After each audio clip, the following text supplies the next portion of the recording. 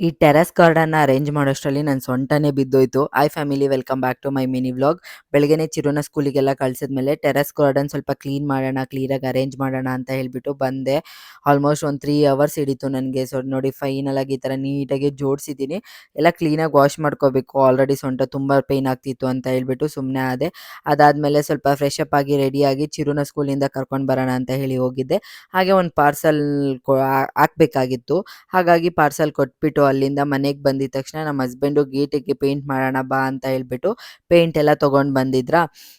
ಚಿರುನು ನಾನು ಕೂಡ ಮಾಡ್ತೀನಿ ಅಂತ ಹೇಳ್ಬಿಟ್ಟು ಅಪ್ಪ ಮಗ ಸೇರ್ಕೊಂಡು ಮಾಡ್ತಾ ಇದ್ರು.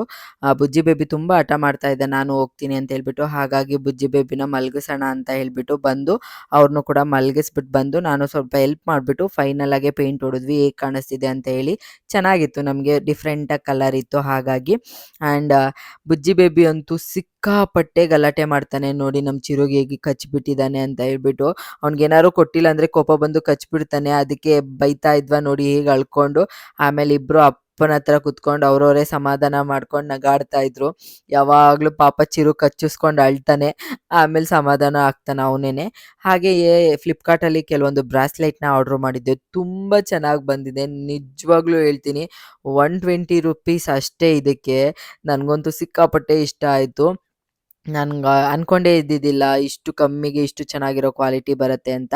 ಹಾಗೆ ತುಂಬ ಜನ ಚಾಪಿಂಗ್ ಬೋರ್ಡ್ರು ಪ್ಲಾಸ್ಟಿಕ್ದು ಯೂಸ್ ಮಾಡಬೇಡಿ, ಚೇಂಜ್ ಮಾಡಿ ಅಂತ ಹೇಳಿ ತುಂಬ ಜನ ಮೆಸೇಜ್ ಮಾಡ್ತಾಯಿದ್ರು. ಹಾಗಾಗಿ ಸ್ಟೀಲ್ದು ಒಂದು ತೊಗೊಳ್ಳೋಣ ಅಂತ ಹೇಳ್ಬಿಟ್ಟು ಅದನ್ನು ಕೂಡ ಆರ್ಡ್ರ್ ಮಾಡಿ ತೊಗೊಂಡೆ.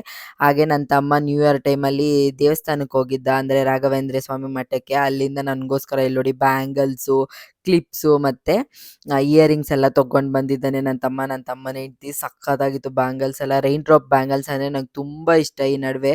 ಸೊ ಹಾಗಾಗಿ ಅದನ್ನೇ ಕೂಡ ತೊಗೊಂಡು ಬಂದಿದ್ದಾನೆ. ಹಾಗೆ ಬುಜ್ಜಿ ಬೇಬಿ ಇವತ್ತು ಒಂದು ರೀಲ್ಸ್ ಮಾಡಿದ್ದೀನಿ, ಅವನ್ನ ಇನ್ಸ್ಟಾಗ್ರಾಮಲ್ಲಿ ಅಪ್ಲೋಡ್ ಮಾಡಿದ್ದೀನಿ. ಯಾರಿಗಾದ್ರೂ ಇಂಟ್ರೆಸ್ಟ್ ಇದ್ದರೆ ಚೆಕ್ ಮಾಡಿ. Thank you so much.